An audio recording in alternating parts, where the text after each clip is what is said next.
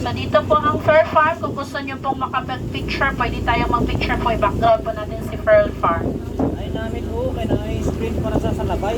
So dati po, more on culturing pearls po si Pearl Farm. So pagbili po ni Lagdameo, Florendo, ay more on post na lang po dyan sila sa loob.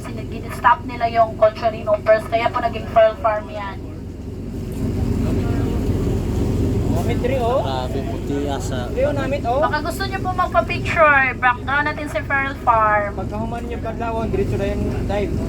May sarili pa silang sakyanan, sir. Papunta yan ng Malipano Wala pa Island po. jellyfish. Na-screen oh. Oo, napapalibutan oh.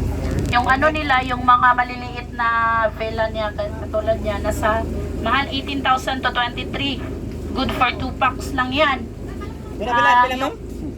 18,000 to 23. One day So, lang, one day. good for 2 packs po. Then, ang iba dyan, merong 6 packs, good for 38,000 po. Yung sweets nila.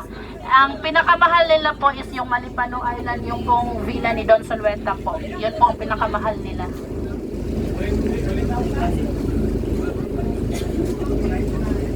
Teka, habot ang kuryente.